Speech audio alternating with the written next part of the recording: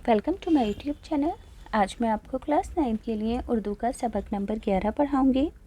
Exam से मुतालिक पूरे ही चैप्टर की 100% तैयारी करवाऊँगी, थोड़ा भी टाइम वेस्ट नहीं करूँगी। तो बच्चों, बिना टाइम वेस्ट किए पढ़ना स्टार्ट करते हैं।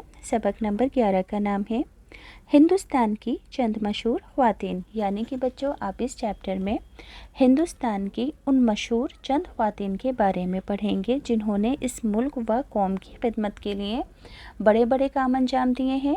अब जैसा कि आप सभी बच्चे जानते हैं, एग्ज़ाम में सबक का खुलासा ज़रूर आएगा अपने लफ्ज़ों में लिखने के लिए। तो सबक का खुलासा आप किस तरीके से एग्ज़ाम में लिखोगे वो मैं पढ़कर सुनाऊंगी, मगर पहले इस चैप्टर की रीडिंग पढ़नी ज़रूरी है ताकि एग्ज़ाम से मुतालिक हर छोटे से छोटा डाउट क्लियर हो सके। सभी बच्चे इस तरफ ध्यान देंगे, ध्यान से सुनेंगे। सबक नंबर 11 का नाम है हिंदुस्तान की चंद मशहूर ख़वातीन। इतिहास यानी कि तारीख़ गवाह है कि तमाम बंदिशों के बावजूद ख़वातीन यानी कि औरतों ने हर दौर में नुमाया कारनामे अंजाम दिए हैं। यानी कि कहा जा रहा है कि इस बात का गवाह इतिहास है कि औरतों ने बहुत सारी पाबंदियों के बावजूद भी अपनी ज़िंदगी के अंदर हर दौर में नुमाया कारनामे अंजाम दिए हैं, कामयाबियां हासिल की हैं बड़े बड़े मैदानों के अंदर। सियासत यानी कि राजनीति की सूझबूझ हो, ये मैदान जंग में बहादुरी से लड़ना, फ़नून लतीफ़ा हो या फिर शेर व शायरी करनी, या फिर खेल कूद का मैदान हो, ख़वातीन ने हर जगह अपनी सलाहियतों का लोहा मनवाया है। अब इस चैप्टर के अंदर बच्चों कुछ ऐसी ही ख़वातीन का जिक्र किया जा रहा है। तो सबसे पहले हैं ज़ैबुन्निसा बेगम। तो ज़ैबुन्निसा बेगम मुग़ल ख़ानदान में नूर जहाँ के बाद जिस ख़वातीन ने बहुत ज़्यादा शोहरत हासिल की है मुग़ल ख़ानदान में नूर जहाँ के बाद, उनका नाम है ज़ैबुन्निसा बेगम। ये आलमगीर की सबसे बड़ी बेटी थी और बहुत ही ज़्यादा इल्म वाली थी, ज़हीन थी। फ़ारसी के अंदर ये शायरी करती थी, शेर कहती थी। मख़फ़ा इनका तख़ल्लुस था। मख़फ़ा का मतलब क्या है बच्चों? कि शायरी में जिस शॉर्ट फॉर्म में ये जो नाम इस्तेमाल करती थी वो नाम इनका शॉर्ट फॉर्म में मख़फ़ा था। शेर गोई के अलावा इनको इमारतें बनवाने का भी शौक़ था। इसी वजह से इन्होंने ज़ीनतुल मसाजिद के नाम से एक शानदार मस्जिद की तामीर करवाई थी और यह मस्जिद दिल्ली के मशहूर इलाके दरियागंज में वाक़ई है और वहाँ पर ये घटा मस्जिद के नाम से मशहूर है। और बच्चों, ये जो मस्जिद है मुग़लिया तर्ज़ तामीर का एक बेहतरीन नमूना है। यानी कि मुग़ल दौर के अंदर जिस तरीके की इमारतें बनाई जाती थी उन इमारतों का ये एक नमूना है मस्जिद मुग़ल दौर की। नेक्स्ट हैं निशातुन्निसा बेगम। ये कौन थी? हज़रत मुहानी की बीवी थी, यानी कि वाइफ थी। तो मौलाना हज़रत मुहानी की बेगम निशातुन्निसा बेगम उन वतन परस्त ख़वातीन में शामिल हैं जिन्होंने मुल्क व कौम की खिदमत के लिए बहुत बड़ी बड़ी कुर्बानियाँ अंजाम दी। ये सियासी और अवामी जदोजहद के मैदान के अंदर 13 अप्रैल 1916 को उस वक्त उतरी थी जब इनके हस्बैंड यानी कि इनके शोहर मौलाना हज़रत मुहानी को जेल में डाल दिया गया था। तो ये सियासत के मैदान में आ गई थी।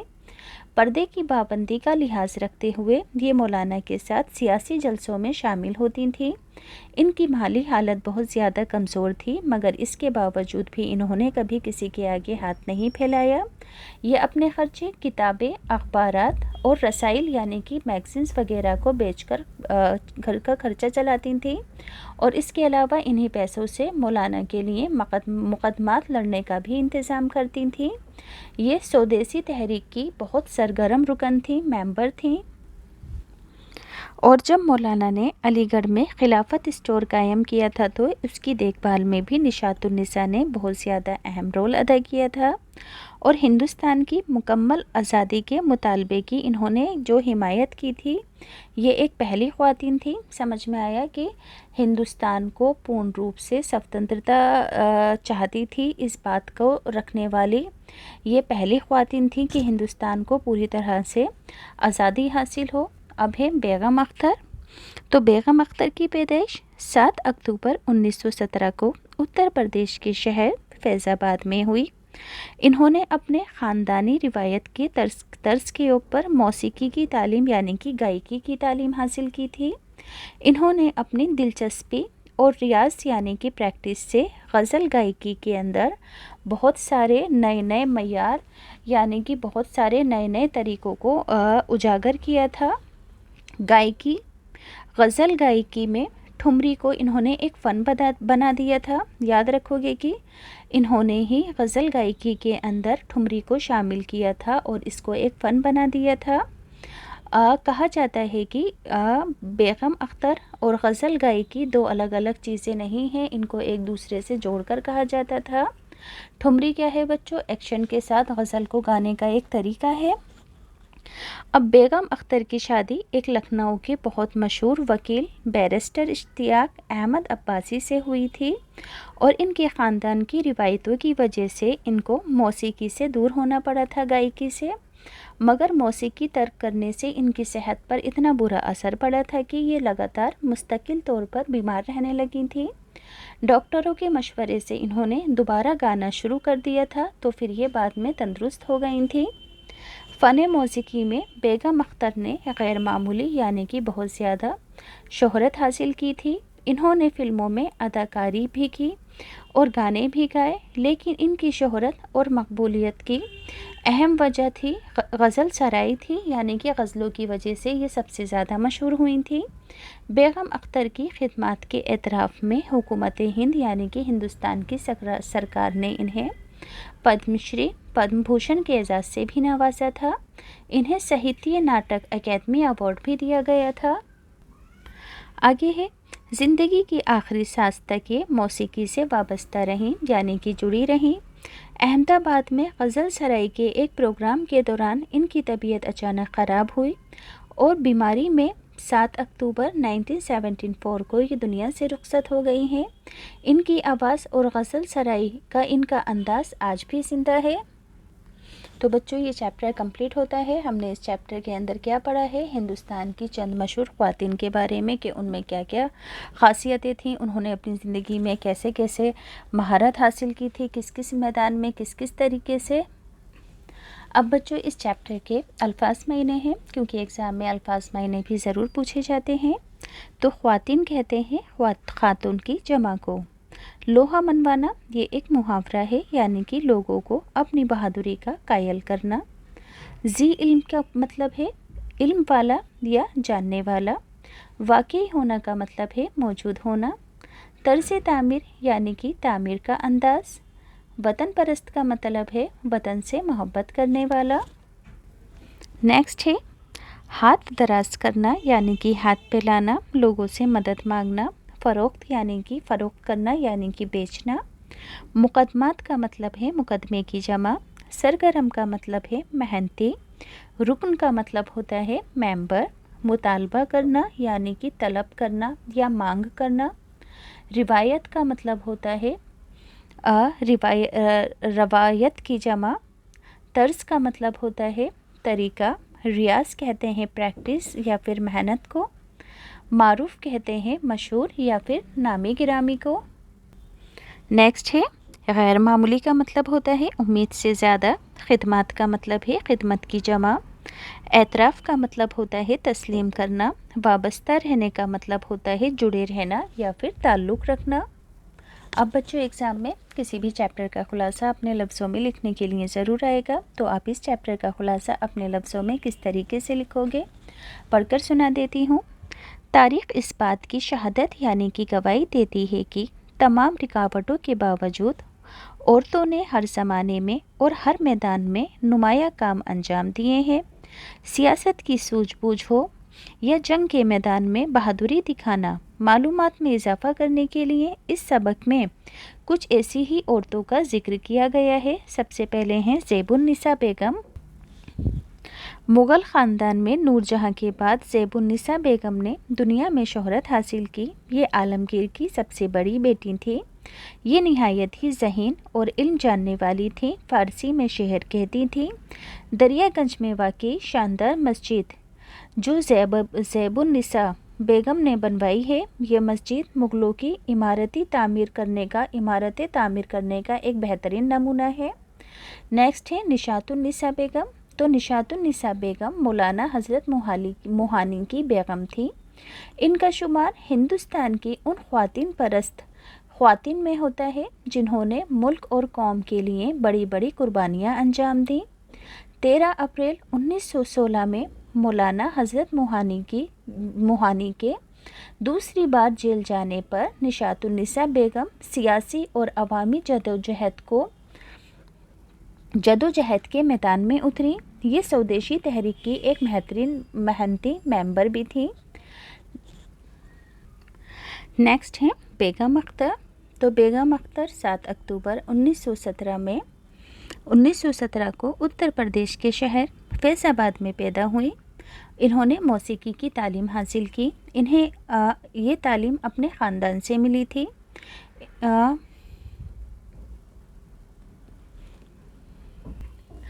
इन्होंने मौसीकी और गाने के नए नए मयार कायम किए थे। लखनऊ के मशहूर बैरिस्टर इश्तियाक अहमद अब्बासी से इनकी शादी हुई थी। इन्होंने गाने ही नहीं गाए बल्कि फ़िल्मों में अदाकारी भी की। इनकी शोहरत व मकबूलियत की ख़ास वजह इनकी गज़ल सराई थी, यानी कि गज़लें थीं। इनकी खिदमात को सराहते हुए हुकूमत हिंद ने इन्हें पद्मश्री और पद्म भूषण के एजाज़ से भी नवाजा। आखिरी सांस तक ये मौसीकी से वाबस्ता रहीं, जुड़ी रहीं। अहमदाबाद में गज़ल सराई के एक प्रोग्राम में अचानक इनकी तबीयत ख़राब हो गई और ये 7 अक्टूबर 1974 को इस दुनिया से कूच कर गई। अब बच्चों इस चैप्टर के टेक्स्ट बुक के क्वेश्चन आंसर हैं। तो टेक्स्ट बुक के क्वेश्चन आंसर पढ़कर सुनाने से पहले सभी बच्चों से रिक्वेस्ट है, एक छोटी सी बात बताना चाहती हूँ कि जिन बच्चों को स्टेशनरी के और गिफ्ट आइटम्स की ख़ास चीज़ें ख़रीदने का शौक़ है, इसका लिंक डिस्क्रिप्शन में है। आप बिना किसी कमीशन के इन चीज़ों को ख़रीद सकते हो। बच्चों ये जो चीज़ें हैं जैसे कि ऑटोमेटिक शार्पनर, नीडेबल इरेज़र, ख़ास तरह की क्लिक पेंसिल, गिफ्ट आइटम्स, सभी चीज़ें बहुत ज़्यादा ख़ास हैं और बेस्ट क्वालिटी के ओरिजिनल प्रोडक्ट हैं जो कि आम दुकानों पर नहीं मिलते हैं। अगर देखो बाई चांस ये चीज़ें आपको आम दुकानों पर मिल जाती हैं, इसके लिए डिस्ट्रीब्यूटर आपसे बहुत ज़्यादा कमीशन लेते हैं, तो आप बिना किसी कमीशन के इन सभी चीज़ों को घर बैठे मंगवा सकते हो। लिंक इसका डिस्क्रिप्शन के अंदर है। इसके अलावा दूसरी इम्पॉर्टेंट चीज़ है बेबी सेफ्टी बेल्ट, जो कि छोटे बच्चों को जब कहीं बाहर लेकर जाते हैं तो उनके हाथों पर बांधी जाती है ताकि वो शरारत में इधर से उधर ना हो जाए। तो ये बेल्ट जो है आपको ऑफ़लाइन कहीं नहीं मिलेगी, सिर्फ ऑनलाइन अवेलेबल है। लिंक डिस्क्रिप्शन में है, आप वहाँ से जाकर ख़रीद सकते हो। ये भी आप बिना किसी कमीशन के ख़रीद सकते हो। तो सवाल नंबर 1 है, ज़ैबुन्निसा बेगम कौन थी? तो ज़ैबुन्निसा बेगम आलमगीर की सबसे बड़ी बेटी थी। ज़ैबुन्निसा बेगम ने कौन सी मस्जिद तामीर कराई और ये कहाँ वाक़ई है? तो ज़ैबुन्निसा बेगम ने ज़ीनतुल मसाजिद के नाम से एक शानदार मस्जिद तामीर कराई। ये दिल्ली के दरियागंज इलाके में वाक़ई है। अगला सवाल है, बेगम अख्तर और गज़ल गायकी 2 अलग अलग चीज़ें नहीं हैं, इस जुमले की वजाहत कीजिए। तो बेगम अख्तर एक अच्छी गज़ल सरा थीं। इन्होंने अपनी दिलचस्पी और मश्क से गज़ल गायकी के लिए बहुत सारे तरीके कायम किए। गज़ल सराई में ठुमरी को इन्होंने एक फ़न बना दिया। इनके बग़ैर गज़ल और गज़ल के बग़ैर बेगम अख्तर अधूरी थी। दोनों को एक दूसरे से अलग नहीं किया जा सकता था, इसलिए कहा जाता है कि बेगम अख्तर गज़ल गायकी 2 अलग अलग चीज़ें नहीं हैं। अगला सवाल है, बेगम अख्तर को हुकूमत हिंद ने कौन कौन से एजाज़ात यानी कि अवार्ड दिए? तो बेगम अख्तर की खिदमत के एतराफ़ में हुकूमत हिंद ने इन्हें पद्मश्री, पद्म भूषण के एजाज़ से नवाजा। इन्हें साहित्य नाटक अकेडमी अवार्ड भी दिया गया। अब बच्चों most important repeated question answer हैं जो कि अक्सर एग्ज़ाम में रिपीट होते हैं, सिर्फ 3-4 हैं इस चैप्टर के। तो बेगम अख्तर कहाँ पैदा हुई? बेगम अख्तर 7 अक्टूबर उत्तर प्रदेश के शहर फैज़ाबाद में पैदा हुई। बेगम अख्तर की शादी किससे हुई? बेगम अख्तर की शादी लखनऊ के मारूफ बैरिस्टर इश्तियाक अहमद अब्बासी से हुई। बेगम अख्तर को मौसीकी से दूर क्यों होना पड़ा? शादी के बाद ख़ानदान की रिवायतों की वजह से बेगम अख्तर को मौसीकी से दूर होना पड़ा। मौसीकी से दूर होकर उनकी सेहत पर क्या असर पड़ा? तो मौसीकी तर्क करने से उनकी सेहत पर बुरा असर पड़ा और वो मुस्तक़िल बीमार रहने लगी। अब बच्चों इस चैप्टर के ग्रामर से रिलेटेड सवाल हैं, जुमले हैं। पहला है लोहा मनवाना। बेगम हज़रत महल ने انگریزوں سے مقابلہ کر کے اپنی صلاحیت کا لوہا منوا لیا۔ فن تعمیر، شاہجہاں بادشاہ فن تعمیر کے شوقین تھے۔ ہر کام کا آغاز اللہ کے نام سے کرنا چاہیے۔ روشن خیال، سر سید احمد خان روشن خیال انسان تھے۔ آگاہی، حضور کو دشمنوں کی سازشوں کے بارے میں پہلے ہی آگاہی ہو جاتی تھی۔ اب بچوں اس چیپٹر کے ہیں واحد جمع، تو جمع دی گئی ہے، آپ کو اس کا واحد لکھنا ہے۔ تو خواتین کا واحد خاتون، حالات کا واحد حال، مسائل کا واحد مسئلہ، خدمات کا واحد خدمت، شعر کا واحد اب یہاں پر آپ کو واحد سے جمع لکھنا ہے، تو شعر کی جمع اشعار، فن کی جمع فنون، عمارت کی جمع عمارت، اعزاز کی جمع اعزازات۔ اب بچوں اس چیپٹر کے ہیں عملی کام، تو عملی کام میں بولا گیا ہے کہ ہندوستان کی 5 مشہور خواتین کے نام لکھیے اور یہ بھی بتائیے کہ انہوں نے کس کس میدان میں خدمتیں حاصل کی۔ سب سے پہلے ہیں قرۃ العین حیدر۔ قرۃ العین حیدر اردو کی بہت زیادہ مشہور یعنی کہ ممتاز ترین افسانہ لکھنے والی افسانہ نگار اور ناول لکھنے والی ناول نگار تھیں۔ یہ بہت ذہین اور ادب کی شوقین تھیں۔ 11 سال کی عمر میں انہوں نے پہلی کہانی بی چوہیا لکھی اور 14 سال کی عمر میں پہلا ناول اختر النساء بیگم کے نام سے لاہور میں شائع ہوا۔ ان کا قرۃ العین حیدر کو بہت سے اعزازات سے نوازا گیا۔ ان کی فکری سطح بہت بلند تھی۔ اس میں شک نہیں ہے کہ یہ 20ویں صدی کی سب سے بڑی فکشن نگار تھیں۔ فکشن نگار کا مطلب ہوتا ہے افسانہ نگار اور ناول نگار۔ آگے ہیں بیگم حضرت محل۔ بیگم حضرت محل کا اصلی نام محمدی بیگم تھا۔ یہ تاجدار واجد علی شاہ کی ملکہ تھیں۔ پردہ نشین ہونے کے باوجود حضرت محل نے انگریزوں کا ڈٹ کر مقابلہ کیا۔ جنگ ہارنے کے بعد جب ان کی تحریک کمزور پڑ گئی تو انہوں نے انگریزوں کی ہر پیشکش کو ٹھکرا دیا اور اپنے بیٹوں اور ساتھیوں کے ساتھ نیپال چلی گئیں۔ چاند بی بی احمد نگر کے بادشاہ حسین نظام شاہ کی بیٹی تھیں۔ شوہر کے انتقال کے بعد بیجاپور چھوڑ کر احمد نگر گئیں۔ آپسی جھگڑے کی وجہ سے ان کی سلطنت کمزور پڑ چکی تھی۔ چاند بی بی حالت سدھارنے کی کوشش میں ناکام رہیں۔ پہلی بار چاند بی بی نے فوج سے مقابلہ کیا، دوسری بار صلح کے فیصلے میں ناکام رہیں۔ سازشی سرداروں نے چاند بی بی پر مغلوں سے مل جانے کا الزام لگا کر انہیں قتل کر دیا۔ چاند بی بی کی شہادت نے یہ ثابت کر دیا کہ انہیں اپنے وطن سے بہت سچی محبت تھی۔ آگے ہے گلبدن بیگم۔ گلبدن بیگم بابر کی بیٹی تھی۔ گلبدن بیگم نے فارسی زبان میں ایک کتاب ہمایوں نامہ لکھی تھی۔ انہوں نے اس کتاب میں اس زمانے کے سیاسی، سماجی اور اپنے خاندانی حالات بہت زیادہ اور دل نشیں انداز میں بیان کیے ہیں۔ گلبدن بیگم نے مغل بادشاہوں کے خاندانی حالت اور ان کے رہن سہن کو جتنی دلچسپی سے لکھا ہے وہ کسی مورخ کے بس کا کام نہیں تھا۔ اب ہے ایم ایس سبا لکشمی۔ سبا لکشمی کرناٹک سنگیت کی گلوکارہ تھیں، گائیکا تھیں۔ ان کی آواز میں بہت سوز، مٹھاس اور فطری حسن تھا۔ انہوں نے 4 فلموں میں بھی اداکاری کی۔ سبا لکشمی کو ملک کے سب سے بڑے اعزاز سے نوازا گیا۔ اس کے علاوہ پدم بھوشن، بھارت رتن، رمن میگسیسے اور سنگیت کلانندھی ایوارڈ بھی انہیں دیا گیا ہے۔ انہیں اقوام متحدہ کے ایک جشن میں بھی گانے کے لیے خصوصی طور پر انوائٹ کیا گیا تھا، بلایا گیا تھا۔